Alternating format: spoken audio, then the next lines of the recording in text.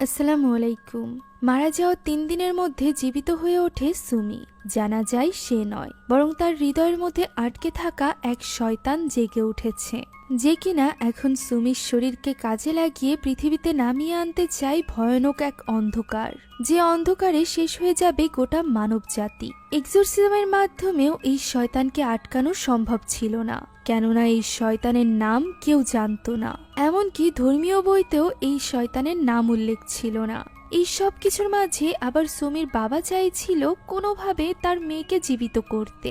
সে কি পারবে ওই শয়তানের সাথে লড়াই করে তার মেয়েকে তার শরীর ফিরিয়ে দিতে, নাকি এক অসহায় বাবাকে হেরে যেতে হবে এই শয়তানের কাছে? জানতে হলে দেখতে হবে সদ্য মুক্তি পাওয়া আজকের এই কোরিয়ান হরর গল্পটি, যার নাম ডেভিলস ডে। তো চলুন আর দেরি না করে সরাসরি চলে যাওয়া যাক গল্পে। গল্পটি শুরু হয় একটা এক্সোরসিজমের দৃশ্য দেখিয়ে। অন্ধকার রাতে সোমি নামের এক মেয়ের এক্সোরসিজম চলছিল তার নিজেরই বাড়িতে, যার এক্সোরসিজম করছিল ফাদার বেন নামের একজন প্রিস্ট। এক্সোরসিজম চলাকালীন সুমি অনেক চিৎকার চেঁচামেচি করছিল, আর তার এই কষ্ট কিছুতেই সহ্য করতে পারছিল না সুমির বাবা মা, সেই সাথে ছোট ভাই। ছোট ভাইটিকে নিয়ে তার মা এক কোণে বসেছিল। এদিকে বাবা ছটফট করছিল ভেতরে কি হচ্ছে এটা জানার জন্য। এরই মাঝে হঠাৎ করে চিৎকার থেমে যায়। সুমি কাঁদতে শুরু করে এবং তার বাবাকে ডাকতে থাকে, যা শুনে তার বাবা সিয়ংদো তো একদমই পাগলের মতো হয়ে যায়। সে যে কোনোভাবে দরজা ভেঙে হলেও ভেতরে ঢুকতে চাইছিল। সুমির মা তাকে এটা করতে আটকানোর চেষ্টা করে, তবে এতে কোনো লাভ হয় না। মেয়ের ডাকে সাড়া দিয়ে সিয়ংদো দরজা ভেঙে ফেলে। এরই মাঝে সবকিছু থেমে যায়। পুরো বাড়ির লাইটগুলো ব্লাস্ট হয়ে যায়। ভেতর থেকে বেরিয়ে আসে ফাদার বেন।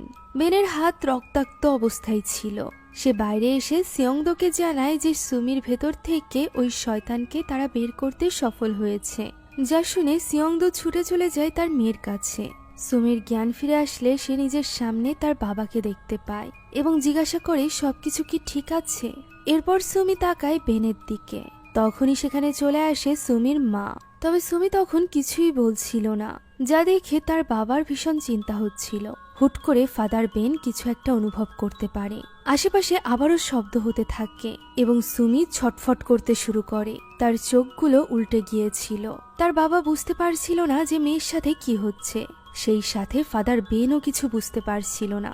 আর কিছু বুঝে ওঠার আগেই সুমি উঠে বসে এবং এইভাবেই ছটফট করতে করতে নিজের শেষ নিঃশ্বাস ত্যাগ করে। তার হৃদস্পন্দন বন্ধ হয়ে গিয়েছিল, যা দেখে সুমির বাবা তো একদম পাগলের মতো হয়ে যায়। সে তার মেয়ের হৃদস্পন্দন ফিরিয়ে আনার জন্য আপ্রাণ চেষ্টা করতে থাকে এবং বারবার ফাদার বেনের কাছে সাহায্য চাইতে থাকে।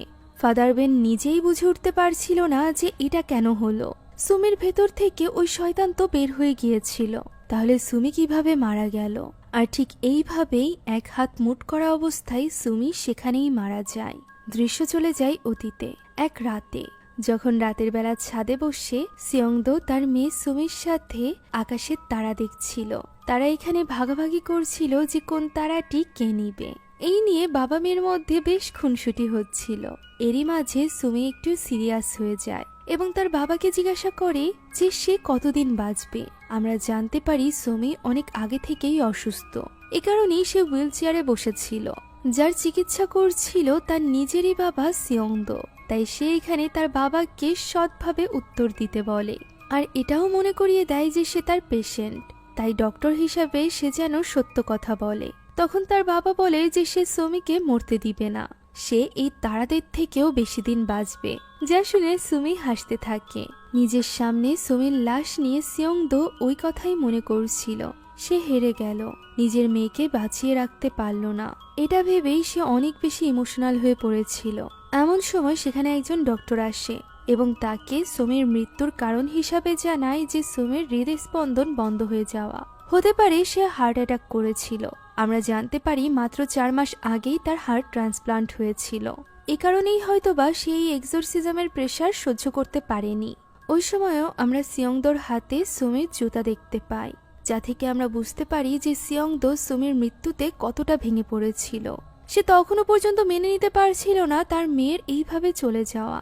শুধুমাত্র সিয়ংদোয়েরই নয়, বরং সুমির মাও ভীষণভাবে ভেঙে পড়েছিল। আমরা ফিনারাল হোমের দৃশ্য দেখতে পাই। যেখানে সিয়ংদো কারোর সাথে কথা বলার মতো পজিশনেই ছিল না। সে একা একা বেঞ্চে বসেছিল, যে কারণে সুমির মাকেই সবকিছু হ্যান্ডেল করতে হচ্ছিল। সুমির মা এখানে ফোনে কথা বলতে বলতে হাউমাউ করে কেঁদে ফেলে, কারণ সে সুমিকে ভীষণভাবে মিস করছিল। এমন সময় সেখানে এই ফিনারাল হোমের ম্যানেজার আসে এবং সিয়ংদোকে বলে যে সুমি অনেক অল্প বয়সে মারা গিয়েছে। সাধারণত এত কম বয়সে কেউ মারা গেলে তার পরিবাররা একদিনের ফিনারাল রাখে, তাই তারা কি 3 দিনের বদলে একদিনের ফিনারাল রাখবে? তখনই সেখানে চলে আসে সিয়ংদোর মা অর্থাৎ সুমির দাদি এবং তার পরিবার। সে সেই ওই ম্যানেজারের ওপর চিৎকার চেঁচামেচি করতে থাকে, কেননা তাদের মতে সুমির জন্য 3 দিন কেন 300 দিনের ফিনারালও কম হয়ে যাবে। ফলে ম্যানেজার এখানে আর কথা বাড়ায় না। তখনই সিয়ংদোর ভাই তার কাছে আসে এবং তাকে জিজ্ঞাসা করে যে সুমির সাথে কি হলো। 4 মাস আগে অপারেশনের পর সে তো বলেছিল যে অপারেশন সাকসেসফুল হয়েছে, সুমির এখন আর কিছুই হবে না, তাহলে হঠাৎ করে কেন সে হার্ট ফেলে মারা গেল? এই কথার কোনো উত্তর সুমির বাবা সিয়ংদোর কাছে ছিল না। এখন ওই ফিনারাল হোমের রেফ্রিজার রুমের দৃশ্য দেখা যায়, যেখানে সবগুলো রেফ্রিজারেটরই বুক ছিল, একটাই খালি ছিল যেটাতে কিছু ইলেকট্রিক প্রবলেম ছিল। আর এই কারণেই মূলত ম্যানেজার চাইছিল না সুমির লাশ একদিনের বেশি হোল্ড করতে। তবে এখন যেহেতু তার পরিবার রাজি হচ্ছিল না, তাই তারা দ্রুত ওই রেফ্রিজারেটর ঠিক করার চেষ্টা করছিল। তখনই সেখানে চলে আসে সিয়ংদো। সিয়ংদোকে এখানে ম্যানেজার জানায় যে সুমির লাশে তারা কিছু অদ্ভুত ব্যাপার লক্ষ্য করেছে। তার পুরো শরীর এখনো পর্যন্ত ঠান্ডা হয়নি, এমনকি তার শরীর এখনো পর্যন্ত নরম, শুধুমাত্র একটা হাত বাদে, যে হাত সে মুট করে রেখেছে, যেটা ছাড়ানোর তারা অনেক চেষ্টা করেছে তবে পারেনি। এখানে ম্যানেজার তার সামনেই জোর করে সুমির হাত ছাড়ানোর চেষ্টা করলে সিয়ংদো তাকে সরিয়ে দেয় এবং খুব ভালোবাসার সাথে সুমির হাত ধরে। প্রচন্ড ইমোশনাল হয়ে সে মেয়ের হাতটিকে জড়িয়ে ধরে কিস করতে থাকে। আর এরপর সে আলতোভাবে হাতটি খোলার চেষ্টা করতেই সুমির হাতের মুঠ আপনা আপনিই খুলে যায়, যা দেখে সেখানে থাকা সকলে অবাক হয়ে যায়, কেননা তারা অনেকক্ষণ যাবৎ চেষ্টা করেছিল হাতের এই মুঠটা খোলার। এখানে সিয়ংদো দেখতে পায় সুমি তার হাতের মধ্যে তার বাবার দেওয়া একটা ব্রেসলেট ধরে রেখেছিল, যেটা ওই দিন তারা দেখার সময় তার বাবা তাকে গিফট করেছিল। তারার আকৃতির এই ব্রেসলেটটি সিয়ংদো তার মেয়ে সুমির হাতে আবারও পরিয়ে দেয় এবং অনেক বেশি ইমোশনাল হয়ে সে ওই লোকগুলোকে বলে যে সুমি ঠান্ডা পছন্দ করে না, তাই দরকার না পড়লে তার শরীর যেন ঠান্ডা রেফ্রিজারেটরে রাখা না হয়। সে নিজেও জানতো এটা কখনোই সম্ভব নয়। এখন দিন পেরিয়ে রাত হয়ে যায়। ওই রাতে ছিল সুমির প্রথম ফিনারাল, যেখানে সিয়ংদোর অফিসের সকল কলিগ ডক্টররা উপস্থিত ছিল, তবে ভেতরে কোথাও সিয়ংদো ছিল না, যা দেখে বাইরে দাঁড়িয়ে কথা বলার সময় সিয়ংদোর এক কলিগ বলে যে সে জানতে পেরেছে যে সমিকে যতক্ষণে হসপিটালে নিয়ে আসা হয়েছিল ততক্ষণে সে অলরেডি মারা গিয়েছিল। 4 মাস আগে হার্ট ট্রান্সপ্লান্টের সময় সে সিয়ংদোকে নাকি বোঝানোর চেষ্টাও করেছিল যে বাবা হয় সে যেন সুমির নিজ হাতে অপারেশন না করে, তবে সে কারোর কথাই শোনেনি। সে কারোর উপর বিশ্বাসই করতে পারছিল না নিজের মেয়েকে নিয়ে। তখন সেখানে থাকা আরেকজন ডক্টর জিজ্ঞাসা করে, তাহলে কি হার্ট ট্রান্সপ্লান্টের সময় কোনো ভুল হয়েছিল যে কারণে সুমি মারা গিয়েছে? ওই ডক্টর জানায় যে সে স্পষ্টভাবে সবকিছু তো জানে না, তবে সে জানে সুমি ওই অপারেশনের পর থেকে বেশ অদ্ভুত ব্যবহার করছিল। ধারণা করা হয় যে সে পজেস ছিল। তার বাবার মতো একজন অহংকারী মানুষ হয়তো বা বুঝতেও পারেনি যে সুমির কোনো ডক্টর নয়, বরং এই মুহূর্তে কোনো সামানের প্রয়োজন, আর তার এই অবহেলার কারণেই হয়তো বা তার মেয়েটি মারা গিয়েছে। তবে আমরা তো জানি ব্যাপারটি এমন ছিল না। সুমির জন্য অলরেডি এক্সরসিজমের ব্যবস্থা করা হয়েছিল। এখন নিজের কলিগদের মুখে এইসব কথা সুমির বাবা সিয়ংদো গাড়িতে বসে শুনছিল। তার আবারও মনে পড়ে যায় ওই রাতের কথা। ওই রাতটা মূলত ছিল সুমির অপারেশনের আগের রাত, যখন তারা দুজন মিলে তারা দেখছিল।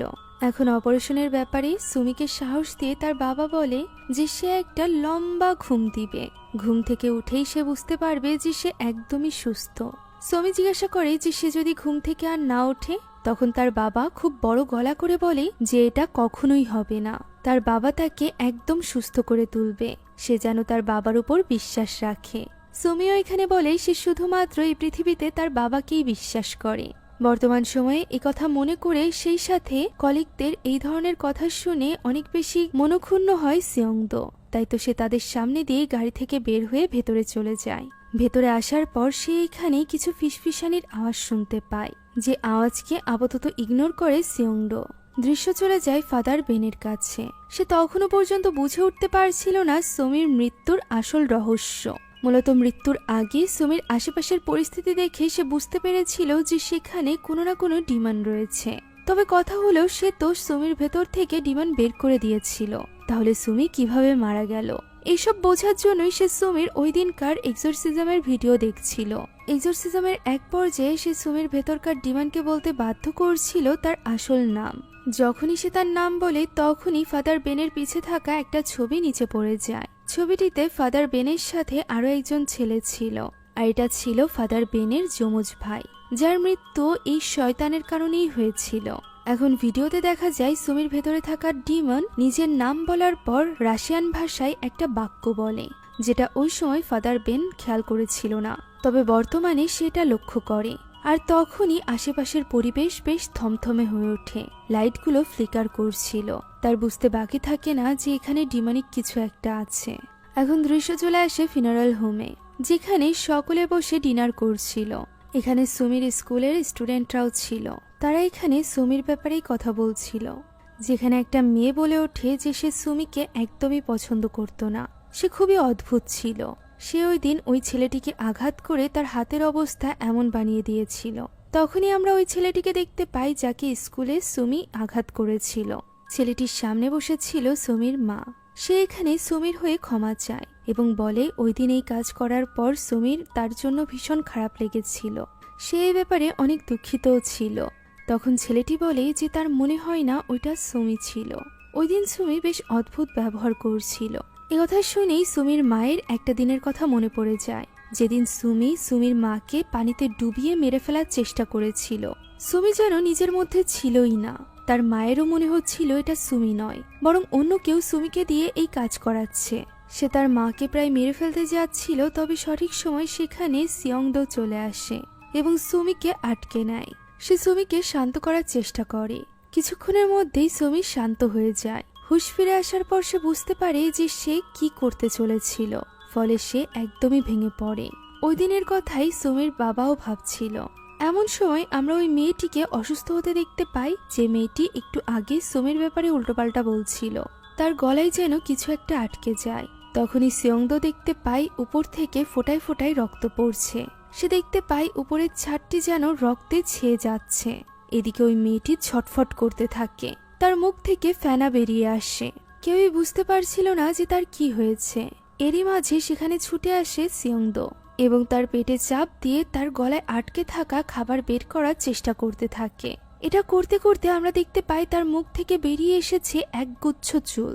এরপর মেয়েটি স্বাভাবিক হয়ে যায়, তবে এই একগুচ্ছ চুল দেখে সেখানে থাকা সকলে অবাক হয়ে যায়। এদিকে রেফ্রিজারেটর ঠিক হওয়ার পর সুমির লাশকে তার মধ্যে ঢুকিয়ে দেওয়া হয়। এটা করে লোকটি যখন আশেপাশের সবকিছু ঠিক করছিল, তখন হঠাৎই তার হাত থেকে কিছু জিনিস পড়ে যায়, যেগুলো সে তুলতে যেতেই হঠাৎ করে সুমির রেফ্রিজারেটরের ভেতর থেকে কিছু আঘাতের আওয়াজ শুনতে পায়। লোকটি এই ব্যাপারটাকে ইগনোর করে জিনিসগুলো রাখতে যাচ্ছিল, এমন সময় আওয়াজটি বিকট হয়ে ওঠে। লোকটি পিছে ঘুরে তাকাতেই দেখতে পায় সুমির রেফ্রিজারেটরের দরজা আপনা আপনি খুলে গিয়েছে এবং সেখান থেকে বেরিয়ে এসেছে সুমির লাশ। সে জিনিসটা চেক করার জন্য সামনের দিকে এগিয়ে যেতেই আশেপাশের লাইটগুলো ফ্লিকার করতে শুরু করে। সেই সাথে কেঁপে ওঠে সুমির লাশ, যা দেখে লোকটি প্রচন্ড ভয় পেয়ে যায় এবং তখনই দৌড়ে সেখান থেকে বেরিয়ে আসে। ওই রাতটা সুমির পরিবার ফিনারাল হোমেই কাটায়, যেখানে সিয়ংদো একাই সুমির ছবির কাছে বসে বসে ঘুমিয়ে পড়েছিল। হঠাৎই সেখানে বাতাস বইতে থাকে। আমরা দেখতে পাই সুমি কিছু দূর দাঁড়িয়ে আছে। সিয়ংদোরও ঘুম ভেঙে যায় এবং সে দেখতে পায় সুমির পায়ের কাছে বরফ জমে আছে এবং তার নিঃশ্বাসের সাথে ঠান্ডা ধোঁয়া বের হচ্ছে, যা দেখে সে নিজের জ্যাকেটটা নিয়ে সুমির কাছে এগিয়ে যায়। তবে সুমি তাকে দেখে পিছের দিকে সরছিল। সিয়ংদো তার দিকে এগোতে থাকে এবং বলতে থাকে যে এটা বাবা। এদিকে সুমি সরতে সরতে ওই ঘর থেকে বাইরে বেরিয়ে এসেছিল। এবার সে থামে এবং তার বাবাকে বলে যে তার ঠান্ডা লাগছে, যা শুনে সিয়ংদো তার দিকে এগিয়ে যায় জ্যাকেটটি পরিয়ে দেওয়ার জন্য। এমন সময় সে লক্ষ্য করে সুমির হৃদয়ের স্থানটি কালো হয়ে আসছে। আস্তে আস্তে করে সুমির চেহারাও পরিবর্তন হয়ে যায়। সে চিৎকার করতে থাকে, যে চিৎকারের আওয়াজে সিয়ংদোর চোখের চশমার কাঁচ ভেঙে যায়। এরকম একটা স্বপ্ন দেখে সিয়ংদোর ঘুম ভাঙে। ঘুম ভাঙতেই সে চশমায় দেখতে পায় তার চশমার ওই কাঁচটি ভাঙা। সেই সাথে কিছু দূর সামনে বাস্তবেও ঠান্ডা 2 পায়ের ছাপ রয়েছে, অর্থাৎ এটি শুধুমাত্র তার দুঃস্বপ্ন ছিল না। তাই তো সে চেক করতে চলে যায় সুমিকে রাখা ওই ঘরে, যেখানে দায়িত্বে থাকা লোকটি সুমির লকারের দরজা বন্ধ করছিল। তখনই সেখানে সিয়ংদোকে দেখে সে একটু ঘাবড়ে যায়। সিয়ংদো লোকটির উপর রেগে গিয়ে বলে সে তো তাকে বলেছিল যে তার মেয়েকে রেফ্রিজারেটরে রাখার কোনো প্রয়োজন নেই, তবুও সে কেন তার কথা শোনেনি। লোকটি কি বলবে তা বুঝতে পারছিল না। সাধারণত লাশকে ঠিক রাখার জন্য রেফ্রিজারেটরেই তো রাখতে হয়, তবে সিয়ংদো তার কোনো কথাই শোনে না, বরং তাকে ধাক্কা দিয়ে ওই ঘর থেকে বের করে দেয়। আর এরপর সে একটা স্ট্রেচার টেনে আনে। এরই মাঝে বাইরে থাকা ওই লোকটি তার কাছে টর্চ চাইলে সে টর্চটি বাইরে দিয়ে আবারও দরজাটি বন্ধ করে দেয়। হঠাৎই আচমকা পেছন থেকে লাশটি আপনা আপনি চলে যায় স্ট্রেচারের উপর, যা দেখে সিয়ংদো দৌড়ে তার মেয়ের কাছে চলে আসে। সিয়ংদো তার মেয়েকে এত বেশি ভালোবাসতো যে তার লাশেরও যাতে কোনো কিছু না হয় সেদিকেও সে খেয়াল রাখছিল। এমনকি সে ওই রাতটা তার মেয়ের পাশেই একটা স্ট্রেচার টেনে ঘুমিয়ে পড়ে। আর এভাবেই কেটে যায় ফিনোরালের প্রথম দিন। দ্বিতীয় দিনের শুরুতেই আমরা দেখতে পাই সুমি চোখ মেলেছে, যে জিনিসটা আর কেউই লক্ষ্য করে না। এদিকে ওই দিন আমরা চার্চের দৃশ্য দেখতে পাই, যেখানে 2 প্রিস্ট ফাদার বেনকে নিয়ে কথা বলছিল। সেখানে একজন প্রিস্ট অনেক বেশি রেগেছিল, কেন ফাদার বেন একজন এক্সোরসিস্ট হওয়ার জন্য এত বেশি মরিয়া হয়ে উঠেছিল, কেন সে এক্সোরসিজম করতে গেল। যার উত্তরে বড় প্রিস্ট বলে যে তার মনে যদি এত প্রশ্ন থেকে থাকে তাহলে সে যেন এই প্রশ্নগুলো ফাদার বেনকে করে। তখনই দেখা যায় ফাদার বেন তাদের পেছনেই দাঁড়িয়ে আছে, যা দেখে রাগান্বিত ওই প্রিস্ট সেখান থেকে বেরিয়ে যায়। আমরা জানতে পারি ফাদার বেনের ওই যমজ ভাইয়ের ব্যাপারে, যাকে পজেস করে রেখেছিল এক ভয়ানক শয়তান। ফাদার বেন তখন এক্সোরসিজম জানতো না, যে কারণে সেদিন সে তার ভাইকে বাঁচাতে পারেনি। আর এ কারণেই সে ঠিক করেছিল যে সে একজন এক্সোরসিস্ট হবে, যে কিনা সকলকে সাহায্য করবে তাদের প্রিয়জনকে বাঁচাতে।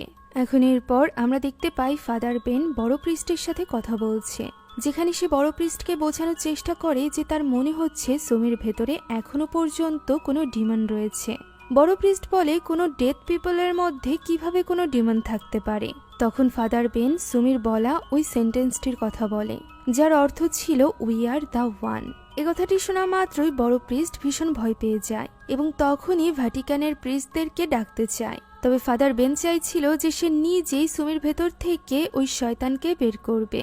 প্রিস্ট তাকে বাধা দেওয়ার চেষ্টা করে, তবে বেন তার কথা শোনে না। তার মনে হচ্ছিল ভ্যাটিকান থেকে এক্সোরসিস্ট আসার মতো সময় তাদের হাতে নেই, তাই সে দ্রুত ওই শয়তান অর্থাৎ বেরিয়ালের ব্যাপারে খোঁজ নিতে শুরু করে। অন্যদিকে ওই সময় আমরা দেখতে পাই সৌমিকে তার আত্মীয় স্বজনের সামনে আনা হয়েছে, যেখানে সকলকে ডাকা হয় সৌমির সাথে কথা বলার জন্য। প্রথা অনুযায়ী সবগুলো ইন্দ্র বন্ধ করার পরই কান বন্ধ করা হয়, তাই লাশের কান বন্ধ করার আগে আপনজনরা তাকে যা কিছু বলতে চায় তাই বলার জন্য সকলকে বলা হয়। ভেতরে প্রবেশ করে সকলে সুমির সাথে কথা বলছিল। বাইরে ছিল সুমির ছোট্ট ভাই এবং বাবা সিয়ংদো। হঠাৎই সিয়ংদো যেন সুমির গলায় ডাক শুনতে পায়। সে বুঝতে পারছিল না সেই ডাক কোথা থেকে শুনছে। এমন সময় সে দেখতে পায় সুমি চোখ মেলে আবারও বন্ধ করে দিয়েছে, যা দেখে সিয়ংদো মেয়ে বেঁচে আছে এই আশায় ছুটে চলে যায় মেয়ের কাছে এবং ডাকতে থাকে সুমিকে। তখনই সুমির চোখ থেকে অশ্রু বেরিয়ে আসলে সিয়ংদোর মনে হতে থাকে সুমি বেঁচে আছে। তবে ডক্টররা তাকে বোঝানোর চেষ্টা করে যে এমনটি লাশের সাথে ঘটতে পারে, কিন্তু এরপরও কোনোভাবে সিয়ংদোকে আটকে রাখা যাচ্ছিল না। তখনই আমরা দেখতে পাই ফাদার বেন ওই ডিমনের ব্যাপারে একটা বই পায়। মূলত খ্রিস্টান ধর্মে ডিমন হলো জিনদের মতোই একটা প্রজাতি, যাদের মধ্য থেকে বেশিরভাগই শয়তানের অনুসারী হয়ে থাকে। আর দ্য ডেভিল বলতে বোঝায় ইবলিশ শয়তানকে। এখন ডিমন প্রজাতির মধ্য থেকে একজন ভার্জিন অর্থাৎ কুমারী ডিমন একবার 2 যমজ বাচ্চাকে জন্ম দেয়, যাদের বাবার ব্যাপারে কেউ জানতো না। এই 2 যমজ বাচ্চার এক ভাইয়ের নাম ছিল বেরিয়াল, তবে অন্যজনের কোনো নামই রাখা হয় না। এই 2 ভাই এত বেশি ভয়ানক ছিল যে একবার তারা মানুষের মধ্যে যুদ্ধ লাগিয়ে দেয় এবং অনেক মানুষেরা এর ফলে মারাও যায়। এর জন্য খুবই শক্তিশালী কয়েকজন প্রিস্ট এসে এই শয়তান ডিমন ভাইকে শাস্তি দেয়। অন্য ভাইয়ের হৃদয় কেটে সেটা প্রতিস্থাপন করা হয় বেরিয়ালের হৃদয়ে, আর এটাই একমাত্র উপায় ছিল ওই হৃদয়হীন শয়তানকে আটকানোর। এই বইয়ে একটা প্রজাপতির ছবি আঁকা ছিল, যেটা ওই শয়তানের চিহ্ন। ঠিক ওই সময় বাইরে দাঁড়িয়ে থাকা সুমির ছোট্ট ভাই দেখতে পায় সুমি তার দিকে মুখ ঘুরিয়েছে এবং তার মুখের ভেতর থেকে বেরিয়ে এসেছে এক কুৎসিত প্রজাপতি, যা তার চোখের উপর গিয়ে বসে। তখনও সিয়ংদো ছটফট করছিল তার মেয়ের কাছে যাওয়ার জন্য এবং বাকিরা তাকে আটকাতে ব্যস্ত ছিল। অন্যদিকে প্রিস্ট প্রেয়ার পড়তে শুরু করেছিল, যেখানে কোথা থেকে যেন অনেকগুলো প্রজাপতি উড়ে আসতে থাকে। এদিকে আচমকাই সুমি যে রুমে ছিল ওই রুমের লাইট অফ হয়ে যায়, যে সুযোগে সিয়ংদো সুমিকে নিয়ে দৌড়ে চলে আসে ফিনোরাল হোমের বাইরে। সে সরাসরি চলে যায় পাশের হসপিটালে, যেখানে ঢুকেই সে সুমিকে নিয়ে একটা অপারেশন রুমে চলে যায়। সেখানে সে সুমিকে ইলেকট্রিক শক দেওয়ার মাধ্যমে তার হার্টবিট চালু করার চেষ্টা করতে থাকে, কারণ তার মনে হচ্ছিল সুমি এখনো বেঁচে আছে। সে পাগলের মতো ইলেকট্রিক শক দিচ্ছিল সুমির ডেড বডিকে। অন্যদিকে ফিনোরাল হোমে খুব অদ্ভুত কাণ্ড ঘটতে থাকে ফাদারের আশেপাশে। আমরা এক ভয়ানক হাতকে দেখতে পাই, সেই সাথে ফাদার দেখতে পাই বইয়ের ওপর রক্তের ফোঁটা। এই রক্ত তার মুখ থেকে আসছিল এবং তার দাঁতগুলো খুলে খুলে পড়ছিল। মূলত ফাদার তখন ওই ডিমনকে সুমির ভেতর থেকে বের করার জন্যই এই প্রেয়ার পড়ছিল, যে কারণে হয়তোবা ডিমন তার সাথে এমন ভয়ানক কাণ্ড শুরু করেছিল। ফাদার তখন নিজে থেকেই নিজের দাঁতগুলো দেওয়ালে আঘাত করে করে ভাঙতে থাকে। সকলে তাকে আটকানোর চেষ্টা করে। এরই মাঝে ফাদার দেখতে পায় তার উপর আক্রমণ করেছে ওই প্রজাপতিগুলো, যাদেরকে অন্য কেউই দেখতে পারছিল না। এভাবেই ছটফট করতে করতে ফাদার নিচে পড়ে যায়, যেখানে সে তার সামনে সুমিকে দেখতে পায়। এরই মাঝে সিয়ংদোর কাছে সিকিউরিটি গার্ড এবং ডক্টররা পৌঁছে যায়। তাকে আটকে নেওয়া হয় এবং সুমির লাশকে হসপিটাল থেকে ফিরিয়ে আনা হয়। অন্যদিকে ওই সময় ফাদার বেন যাচ্ছিল ওই ফিনারাল হোমে, যেখানে সে দেখতে পায় ওই বড় প্রিস্টকে নিয়ে যাওয়া হচ্ছে হসপিটালে। তাই সে দৌড়ে চলে যায় প্রিস্টের কাছে। প্রিস্ট এখানে তাকে বলে যে সে ঠিকই ভেবেছিল সেই একমাত্র পারবে ওই ডিমনকে হারাতে, তাই সে যেন কোনোভাবেই হার না মানে। কথা বলতে না বলতেই প্রিস্ট পজেস হয়ে যায় এবং ওই ডিমন ফাদার বেনকে হুমকি দেয় যে কোনো মানুষের জন্ম জীব তাকে হারাতে পারবে না। আর এরপর প্রিস্টকে ভেতরে নিয়ে যাওয়া হয়। অন্যদিকে ফিনারাল হোমে তখনও পর্যন্ত সিয়ংদোকে শান্ত করা যাচ্ছিল না, যা দেখে এবার তার স্ত্রী তাকে একটা থাপ্পড় মারে। সাথে সাথে তার হুঁশ ফিরে আসে। সে সিয়ংদোকে জড়িয়ে ধরে বলে তাদের মেয়ে আর বেঁচে নেই। সে যত দ্রুত এটা মেনে নিতে পারবে ততই তার কষ্ট কম হবে। ওই সময় আমরা দেখতে পাই সুমিকে আবারও রেফ্রিজারেটরে ঢোকানোর জন্য দায়িত্ব দেওয়া হয়েছিল ওই লোকটিকে। তবে লোকটি এখানে সুমিকে ভেতরে ঢোকানোর সাহস পাচ্ছিল না, কেননা একটু পর পর এমনিতেও সুমির লাশ বেরিয়ে আসছিল, আর এর কারণ সে বুঝতে পারছিল না। এরই মাঝে সেখানে চলে আসে ফাদার বেন। লোকটি তাকে তখনই এখান থেকে বেরিয়ে যেতে বলে, তবে ফাদার বেন তার কথা না শুনলে লোকটি তাকে হুমকি দিতে থাকে যে সে লোকজন ডাকবে। ফাদার বেন বলে যে সে যেন ডেকে নিয়ে আসে। সে তাকে সুমির বাবা মাকে ডেকে আনতে বলে, তাই লোকটি চলে যায় তখনই সুমির বাবা মাকে ডাকতে। ফাদার বেন তখন নিজের কাছে থাকা পবিত্র পানি ছিটিয়ে দেয় সুমির শরীরে। তখনই সিয়ংদো সেখানে চলে আসে এবং ফাদার বেনকে দেখে প্রচন্ড রেগে যায়। সে তার কলার চেপে ধরে তাকে জিজ্ঞাসা করে সে এখন এখানে কেন এসেছে, তার মেয়েকে মেরে কি তার শান্তি হয়নি। এরই মাঝে সুমির মা চিৎকার করে ওঠে। তখন তারা দেখতে পায় সুমির হৃদয়ের স্থানটি কালো হয়ে তার শিরায় ছড়িয়ে পড়েছিল, যা দেখে তারা সকলে বেশ ঘাবড়ে যায়। তখন ফাদার বেন সিয়ংডোকে বলে পবিত্র পানিতে রিয়াক্ট করেছে সুমির হৃদয়। এর মানে ওই ডিমন কোনো না কোনোভাবে এই হৃদয়ের সাথে জড়িত। তার মনে পড়ে যায় 4 মাস আগেই তো সুমির হার্ট ট্রান্সপ্লান্ট করা হয়েছিল। তাই সে সিয়ংডোকে জিজ্ঞাসা করে যে এই হৃদয় সে কোথায় পেয়েছিল, যেটা সে তার মেয়ের বুকে লাগিয়েছে। এই ডিমনের ব্যাপারে জানতে গেলে ওই হার্টের ব্যাপারে ইনফরমেশন লাগবে, তা না হলে সুমির শরীরে করে ওই ডিমন জেগে উঠবে। যা শুনে সুমির বাবা মা দুজনেই অবাক হয়ে যায়। তখন ফাদার বেন তাদেরকে বুঝিয়ে বলে যে এই ডিমনের শক্তি কিছুটা এরকম, মৃত ব্যক্তির শরীরে এই ডিমন থাকে, যে কিনা 3 দিনের মধ্যেই জেগে ওঠে এবং ওই শরীরকে কাজে লাগিয়ে প্রথমেই ওই মৃত ব্যক্তির পরিবারের উপর আক্রমণ করে, যে কারণে সে চাইছিল ওই শয়তান জেগে ওঠার আগেই সুমির শরীর পুড়িয়ে ফেলতে। তবে সিয়ংদো এই কথায় রাজি হয় না, বরং সে তো ফাদার বেনকে তখনই ওই ফিনারাল হোম থেকে বের করে দেয়। এখানে অতীতের একটা ফ্ল্যাশব্যাকের মাধ্যমে আমরা জানতে পারি সিয়ংদোকে তারই একজন কলিগ একটা মেয়ের কথা বলেছিল, যার পুরো শরীর পুড়ে গিয়েছিল, তবে মেয়েটি তখনও বেঁচে ছিল।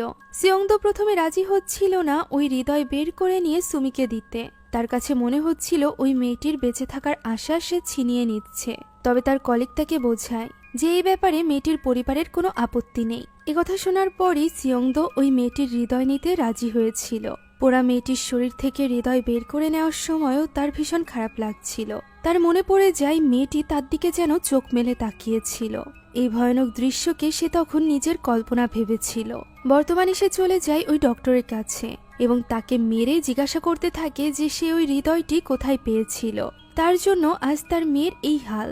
অনেক মার খাওয়ার পর লোকটি ওই জায়গার কথা বলে দেয় যেখানে ওই পোড়া মেয়েটির মা থাকে। রাশিয়ান ওই মহিলাটি মূলত নিজের মেয়েকে এই হসপিটালে নিয়ে এসেছিল এবং তার হৃদয় বিক্রির কথা ডক্টরকে বলেছিল। একথা শুনে সিয়ংডো তখনই চলে যায় ওই স্থানে। যেখানে পৌঁছে সে দেখতে পায় এটা রাশিয়ানদের একটা নাইট ক্লাবের মতো ছিল। সেখানে থাকা প্রত্যেক লোকের শরীরে আমরা ওই প্রজাপতির ট্যাটু দেখতে পাই। সিয়ংডো যখন ওই লোকগুলোর কাছে ওই মেয়েটির মার কথা জিজ্ঞাসা করে তখন লোকগুলো তাকে মারতে থাকে। সিয়ংডো তখন সেখানেই দাঁড়ানো ওই মহিলাটিকে দেখতে পায়। দৃশ্য চলে যায় ফিনারাল হোমে, যেখানে সুমির মা বসে বসে প্রেয়ার করছিল। যে ব্যাপারটা হয়তোবা ওই শয়তানের পছন্দ হয় না, তাই তো প্রজাপতির রূপে এসে ওই শয়তানটি প্রেয়ারের মালা ছিঁড়ে ফেলে, যা দেখে সুমির মা ভীষণ ঘাবড়ে যায়। দৃশ্য চলে যায় সিয়ংডোর কাছে, যাকে তখন শেকলবন্দি করে একটা খাঁচার মধ্যে আটকে রাখা হয়েছিল। তার সামনেই ছিল ওই রাশিয়ান মেয়েটি অর্থাৎ ইয়নের মা। সে জানায় সে আগে রাশিয়ান একটা চার্চে কাজ করত, যেখান থেকে সে তার প্রভুর ব্যাপারে জানতে পেরেছে, অর্থাৎ ওই ডিমনের ব্যাপারে। আর এরপর সে ওই চার্চ ছেড়ে দেয় এবং ডিমনের পূজা করতে শুরু করে। অনেক বছরের সাধনার পর সে ফাইনালি বারিয়েলকে নিজের মেয়ের মধ্যে নিয়ে আসে, অর্থাৎ ইয়নের মধ্যে। সে মূলত নিজের মেয়েকে স্যাক্রিফাইস করতে চাইছিল যাতে করে তার শরীরের মধ্যে জেগে ওঠে বেরিয়ালের ভাই। তাকেই জাগানো ছিল তাদের মূল উদ্দেশ্য। আর এর জন্য তারা খানিকটা সফলও হয়ে গিয়েছিল। তার মেয়ের মধ্যে বেরিয়ালও চলে এসেছিল, যাকে সামনে দেখে সে ভীষণ খুশি হয়ে যায়। তবে এরই মাঝে রাশিয়ান প্রিস্টরা এই জায়গার ব্যাপারে জেনে যায় এবং সেখানে আগুন ধরিয়ে দেয়, যার ফলে পুড়ে যায় ইয়ন। ফলে তাদের প্রয়োজন হয়ে পড়ে আরেকটি পাত্রের, যা শুনে সিয়ংডো অবাক হয়ে যায়। তখনই ওই হার্টের খোঁজ নিতে নিতে ফাদার বেনও ওই ক্লাবের সামনে পৌঁছে যায়, যেখানে সিয়ংডোর গাড়ি দেখে সে বুঝতে পারে সিয়ংডো ভেতরে আছে। তাই সে ভেতরে চলে যায় এবং সেখানে থাকা লোকগুলোর হাতে থাকা ওই ট্যাটু দেখে বুঝতে পারে যে এরা সবাই ওই কাল্টের মেম্বার। ফলে সে কথা না বাড়িয়ে তাদের সাথে মারামারি করতে শুরু করে দেয়। অন্যদিকে ওই মহিলা বলে যে তারা যখন ওই হারটা নিতে তার কাছে এসেছিল তখন হয়তোবা তারা ভেবেছিল যে তারা তাদের মেয়ের জন্য একটা হার্ট পেয়েছে, কিন্তু আসলে তো ইয়নের মা পেয়েছিল ওই শয়তানকে দেওয়ার জন্য একটা সুস্থ সবল শরীর। কেননা পোড়া শরীর তার কোনো কাজের না। সে জানতো এই হৃদয় সুমিকে বাঁচতে দিবে না, বরং তাকে মেরে তার 3 দিন পর জেগে উঠবে ওই শয়তান, যে কাজে মূল বাধা ছিল বেরিয়েল, যাকে সুমির শরীর থেকে বের করে দিয়েছিল ফাদার বেন। এখন তাদের উদ্দেশ্য সফল হতে চলেছে, তবে তার আগে তাদের পথের কাঁটা অর্থাৎ সিয়ংডোকে মরতে হবে। একথা বলেই সে সিয়ংডোর উপর আক্রমণ করতে যাচ্ছিল, এমন সময় সেখানে চলে আসে ফাদার বেন, যে কিনা বাইবেলের ভার্স পড়তে শুরু করে। এর ফলে মহিলাটির ভেতরে থাকা শয়তানের কষ্ট হতে থাকে। ফাদার বেন মূলত বুঝে গিয়েছিল যে এই মহিলাটিকে কোনো শয়তান পজেস করে রেখেছে, এ কারণেই সে শয়তানকে জাগাতে চাইছে। তাই সে এখানে প্রথমে এই মহিলাটির উপরই এক্সোরসিজম করে। ফলে মহিলাটি দুর্বল হয়ে পড়ে এবং এই সুযোগে ফাদার বেন গিয়ে সিয়ংডোকে মুক্ত করে দেয়। আর এরপর সে ওই মহিলাটির কাছে আসে, যাকে পজেস করে রাখা ওই শয়তানের মুখ থেকে সে বেরিয়ালের ভাইয়ের নাম জানতে চাইছিল। এক্সোরসিজমের মাধ্যমে সে ওই নামটি জেনেও নেয়। যেহেতু ওই ডিমন কিছুতেই তার নাম জানতে দিতে চাইছিল না, তাই নাম বলতে বলতে সে ওই মহিলা অর্থাৎ ইয়নের মাকে মেরে ফেলে। সাথে সাথে সিয়ংডো তখনই বেরিয়ে রওনা দেয়, যাকে আটকানোর চেষ্টা করে ফাদার বেন। সে তাকে বোঝানোর চেষ্টা করে যে ওই শয়তান এখন সিয়ংডোর ইমোশন নিয়ে খেলছে, তাদের উচিত যত দ্রুত সম্ভব সুমিকে পুড়িয়ে দেওয়া। সুমি আর বেঁচে নেই, তার শরীরে শয়তান রয়েছে।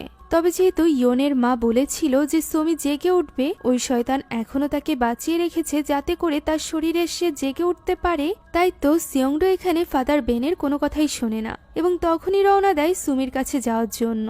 ফাদার বেনও তার পিছু করার চেষ্টা করে, তবে তখনই সে তার সামনে তার ভাইয়ের আত্মাকে দেখতে পায়। ফলে সে গাড়ি থামিয়ে দেয়। আর এখানেই আসে এই মুভির সবথেকে মজাদার টুইস্ট। প্রথমে আমরা ভেবেছিলাম যে ফাদার বেনের ভাইকে শয়তানে পজেস করেছিল, যাকে বাঁচাতে বিফল হওয়ার কারণেই বেন ঠিক করেছিল যে সে এক্সোরসিস্ট হবে। তবে মজার ব্যাপার হলো ওই সময় মাইকেলকে নয়, বরং শয়তানে পজেস করেছিল বেনকে, যাকে বাঁচানোর আপ্রাণ চেষ্টা করেছিল মাইকেল। সে অনেকটা এক্সোরসিজম জানতো, তবে সে পুরোপুরিভাবে সক্ষম ছিল না, যে কারণে বেনের ভেতরে থাকা শয়তান এখানে মাইকেলের গলা চেপে ধরে। মাইকেল শেষ নিঃশ্বাস পর্যন্ত এক্সোরসিজমের সকল মন্ত্র পড়তে থাকে। এর ফলে এক্সোরসিজম সম্পন্ন হয় এবং বেনের ভেতরকার শয়তান বেরিয়ে যায়। তবে মারা যায় মাইকেল। আর এ কারণেই মূলত বেন নিজেকে অনেক বেশি দায়ী মনে করত মাইকেলের মৃত্যুর জন্য। আর বর্তমানে এর সুযোগ নিচ্ছিল শয়তান। ওই শয়তান এখানে মাইকেলের রূপ নিয়ে বেনের উপর হামলে পড়ে, যার ফলে বেন অনেক বেশি দুর্বল হয়ে পড়ে। তবে সে বারবার বলতে থাকে যে এটা মাইকেল নয়, এটা শুধুমাত্র তার চোখের ধোঁকা। এভাবেই বলতে বলতে মাইকেল গায়েব হয়ে যায় এবং বেন হাঁপ ছেড়ে বাঁচে। অন্যদিকে সিয়ংডো সুমির কথা মনে করতে করতে ফিউনারাল হোমের দিকে যাচ্ছিল। তবে অনেক দূরে হওয়ায় সকাল পর্যন্ত সে সেখানে পৌঁছায় না। আমরা দেখতে পাই সুমির ফিউনারালের শেষ দিনের কার্যক্রম শুরু হয়ে গিয়েছে। এখন সুমির লাশকে নিয়ে যাওয়া হবে দাফন করতে। সবাই খুঁজছিল সিয়ংডোকে, তবে সে যেহেতু তখনও আসেনি, তাই তারা সিদ্ধান্ত নেয় যে তারা দাফনের জন্য লাশটিকে নিয়ে এখনই রওনা হবে। তবে লাশটিকে নিয়ে ফিউনারাল হোম থেকে বের হতেই হঠাৎই কফিনটা নিচে পড়ে যায়। হঠাৎ করে এটা এত বেশি ভারী হয়ে উঠেছিল যে কেউই এটা উঁচু করতে পারছিল না। দেখা যায় এর উপর দাঁড়িয়ে রয়েছে ইয়নরূপী ওই শয়তান, যা দূর থেকে দেখতে পায় সিয়ংডো, কেননা তখনই সে ফিউনারাল হোমে এসে পৌঁছেছিল।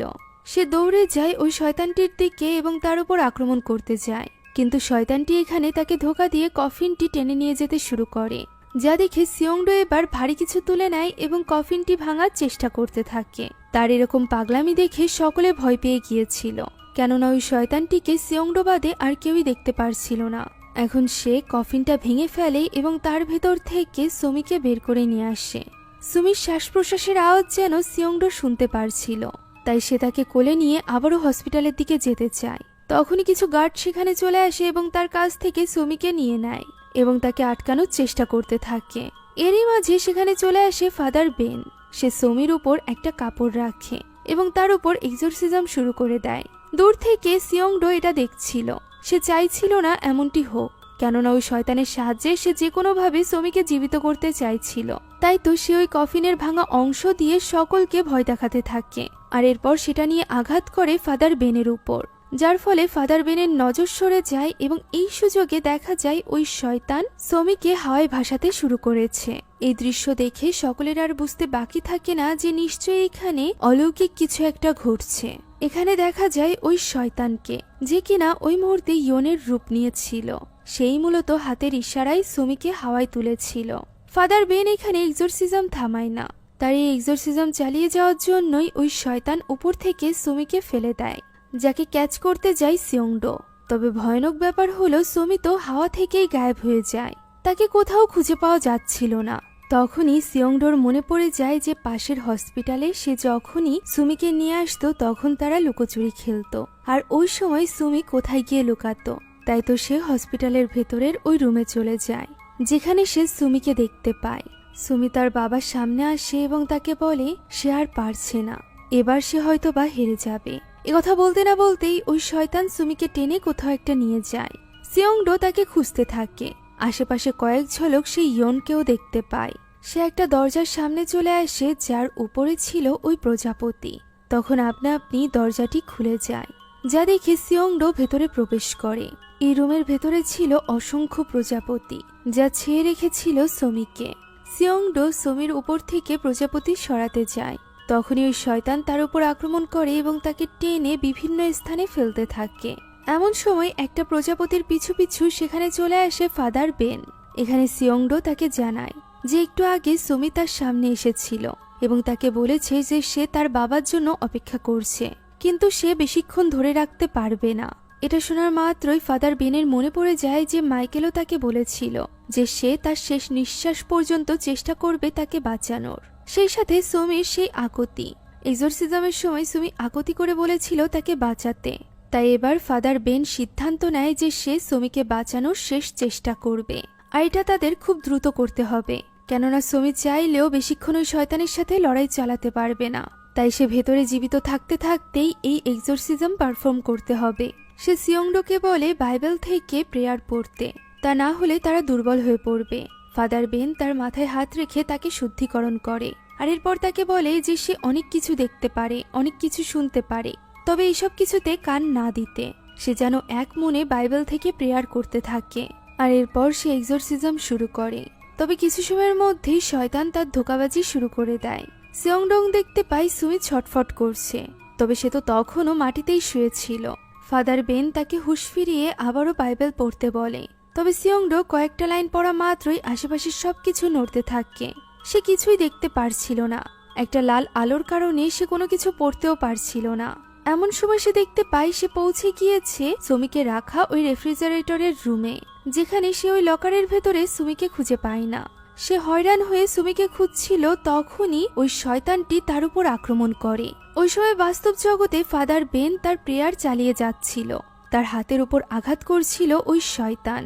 অন্যদিকে সিয়ংডো পৌঁছে গিয়েছিল অপারেশন থিয়েটারে, যেখানে সে দেখতে পায় তার পরিবারের লোকেরা ডক্টর সেজে তার অপারেশন করছে এবং তাকে নিয়ে হাসাহাসি করছে। তারা এখানে খুবই ভয়ানকভাবে তার হৃৎপিণ্ড বের করে নিয়ে আসে। এই সব কিছু আসলে শয়তান তাকে দেখাচ্ছিল। শয়তান এবার তাকে পৌঁছে দেয় ওই এক্সরসিজমের দিনে, যেদিন সুমি মারা গিয়েছিল। তার মনে হচ্ছিল ফাদার বেন যেন সুমিকে মেরে ফেলছে, তাই তো সে একটা নাইফ তুলে নেয় এবং এগিয়ে যায় ফাদার বেনের কাছে। সে বাস্তব জগতেও ফাদার বেনের ওপরই আক্রমণ করেছিল। ফাদার বেন তখনও প্রেয়ার পড়েই চলেছিল। সে এখানে ফাদার বেনকেও বেশ ভয়ানক রূপে দেখতে পায়। তবে তখনই সুমির আত্মা যেন তাকে আসল জগতে ফিরে আসতে সাহায্য করে। ফাদার বেন এবং সুমির আত্মার সাহায্যে সে আসল জগতে ফিরে আসে। তখন ফাদার বেন বলে তারা প্রায় সফল হতে চলেছে, এখন শুধুমাত্র লাস্ট ভার্সটুকুই বাকি, অর্থাৎ ওই শয়তানের নাম নিতে হবে এবং বাইবেলের ভাষায় সুমির শরীর ছেড়ে দিতে বলতে হবে। ফাদার বেন এক্সরসিজমের লাস্ট ভার্স শুরু করে, তবে সে শেষ করতে পারে না। তার আগেই ওই শয়তান তার উপর আক্রমণ করে এবং তাকে অজ্ঞান করে ফেলে, যার ফলে এবার অসহায় হয়ে পড়ে সিয়ংডো। সে বুঝতে পারছিল না যে সে কি করবে সুমিকে বাঁচাতে। এমন সময় ওই শয়তান সুমির রূপ নিয়ে তার কাছে আসে এবং তাকে জিজ্ঞাসা করে যে সে কি আসলেই সুমিকে বাঁচাতে চায়। যদি সে সুমিকে বাঁচাতে চায় তাহলে সে যেন নিজেকে শেষ করে দেয়। আমরা জানি এই শয়তানের প্রথম উদ্দেশ্যই হলো যার শরীর সে পজেস করবে তার আপনজনকে মেরে ফেলা, যে কাজটা সে শুরু করতে চলেছিল সুমির বাবা অর্থাৎ সিয়ংডোকে মারার মাধ্যমে। তবে সিয়ংডো জানতো যে এক্সরসিজমের এই পর্যায়ে শয়তানের নাম নিয়ে তাকে যা বলা হবে সেটা করতে শয়তান বাধ্য, তাই সে এখানে নিজেকে স্যাক্রিফাইস করার সিদ্ধান্ত নেয়। সে ওই শয়তানের হাতে থাকা নাইফ দিয়ে নিজের হৃৎপিণ্ডে আঘাত করতে করতে বলে যে ওই শয়তান যেন সুমির শরীর ছেড়ে দিয়ে তার শরীরে প্রবেশ করে। কথা বলতেই ওই শয়তানের মুখে একটা মুচকি হাসি দেখা যায়, কেননা সে সুমির থেকেও শক্তিশালী একটা বাহক পেয়ে গিয়েছিল। সুমির হৃদয় আস্তে আস্তে করে কালো থেকে স্বাভাবিক হয়ে যায়। এদিকে কালো হয়ে ওঠে সিয়ংডোর হৃদয়। দৃশ্যটি এখানে শেষ হয়ে যায় এবং এর কিছুক্ষণ পরের দৃশ্য আমরা দেখতে পাই, যেখানে সুমির মা সহ আরো কিছু লোকেরা সেখানে পৌঁছে গিয়েছিল সুমিদেরকে খুঁজতে খুঁজতে। তবে সেখানে সিয়ংডো ছিল না। সেখানে ফাদার বেন অজ্ঞান অবস্থায় পড়েছিল, সেই সাথে সুমিকে স্পর্শ করতেই তার মা হতবাক হয়ে যায়, কেননা তার হার্টবিট আবারও চলতে শুরু করেছিল। তার শরীরও স্বাভাবিক তাপমাত্রায় চলে এসেছিল, যা দেখে তাকে দ্রুত নিয়ে যাওয়া হয় হসপিটালে। 3 দিন ধরে মৃত সুমি আবারও বেঁচে উঠেছিল। ডক্টরদের চোখে এ যেন ছিল একটা মিরাক্কেল। তবে আমরা তো জানি এর জন্য কত বড় স্যাক্রিফাইস করেছে সুমির বাবা সিয়ংডো। আমরা ফাদার বেনকে দেখতে পাই যে কিনা তখন ওই হসপিটালেই ছিল। জ্ঞান ফিরতেই সে নিজের সামনে একটা প্রজাপতি দেখতে পায় এবং তার পিছু করতে থাকে। তখন আমরা দেখতে পাই এই হসপিটালের ছাদেই ছিল সিয়ংডো, যাকে এখন ওই শয়তান বলছিল তার নিজের পরিবারকে মেরে ফেলতে, অর্থাৎ শয়তান তার কাজ শুরু করে দিয়েছিল। সে বাধ্য করছিল তাকে নিজের পরিবারকে হত্যা করতে। তবে সিয়ংডো আপ্রাণ চেষ্টা করছিল যাতে করে সে শয়তানের কথা না শোনে। এমন সময় প্রজাপতির পিছু করতে করতে ফাদার বেন সেখানে চলে আসে। সে সিয়ংডোকে দেখতে পায় এবং তার কাছে এগিয়ে যায়। সে সিয়ংডোকে আশ্বস্ত করে যে সে সিয়ংডোকে সাহায্য করবে ওই শয়তানের সাথে লড়াই করতে, সে যেন কোনোভাবেই হার না মানে। তবে সিয়ংডো তার কথা শুনে না। সে তখনই ছাদ থেকে লাফ দেয় এবং একটি গাড়ির উপর গিয়ে পড়ে। এই জিনিসটা যেন তার স্ত্রীও অনুভব করতে পারে যে খুব খারাপ কিছু তাদের সাথে হতে চলেছে। আমরা দেখতে পাই গাড়ির উপর পড়ার পরও সিয়ংডোর শ্বাস প্রশ্বাস চলছিল। সে জানতো এই শয়তানকে হারানোর একটিই উপায়, আর তা হলো যে শরীরে সে থাকবে সেই শরীরকে পুড়িয়ে দেওয়া। তাই সে নিজের পকেট থেকে গ্যাস লাইট বের করে এবং গাড়ি থেকে বের হওয়া ওই পেট্রোলের উপর সেটা জ্বালিয়ে দেয়। যার ফলে আগুন ধরে ব্লাস্ট হয়ে যায় গাড়িটি। সেই সাথে জ্বলে যায় সিয়ংডো। আর অমনি বাবার ডাকে জ্ঞান ফিরে আসে সুমির। দৃশ্য পরিবর্তিত হয় এবং এই ঘটনার 1 বছর পরের দৃশ্য আমরা দেখতে পাই, যেখানে সুমি তার মা এবং ভাইয়ের সাথে তার বাবার মেমোরিয়াল ভিজিট করতে গিয়েছিল। সেখানে সিয়ংডোর মেমোরিয়াল ভিজিট করতে এসেছিল ফাদার বেনও। এখানে সুমি ফাদার বেনের কাছ থেকে ওই সব কিছু জেনে নেয় যা কিছু ওই সময় ঘটেছিল, যখন তার মধ্যে ওই শয়তান ছিল। সুমির সবকিছু মনে ছিল না, তার শুধু মনে ছিল যে তার বাবা তার কারণেই মারা গিয়েছে। এ কারণে এই 1টা বছর ধরে সে নিজেকে ভীষণ ঘৃণা করত যে তার বাবার বদলে সে বেঁচে আছে। তখন ফাদার বেন তাকে বোঝায় যে এই জীবনটা তার বাবা তাকে গিফট করেছে আর দূর থেকে তাকে দেখছে। সে শুধুমাত্র চায় যে সুমি যেন তার উপহারের এই জীবনটা খুব সুন্দরভাবে বাঁচে। সুমিও এখানে প্রমিস করে যে সে এই কথা মনে রাখবে। তার হাতে তখনও পর্যন্ত তার বাবার দেওয়া সেই ব্রেসলেটটি ছিল। আর এরপর সুমি তার বাবাকে শেষ বিদায় জানিয়ে সেখান থেকে চলে যায়।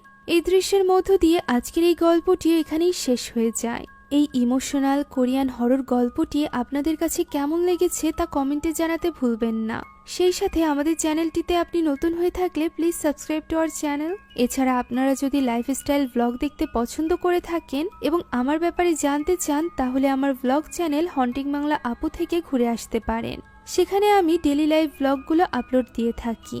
চ্যানেল এবং ফেসবুক পেজের লিংক এই ভিডিওর পিন কমেন্টে পেয়ে যাবেন। Thank you so much for watching this video. আল্লাহ হাফেজ।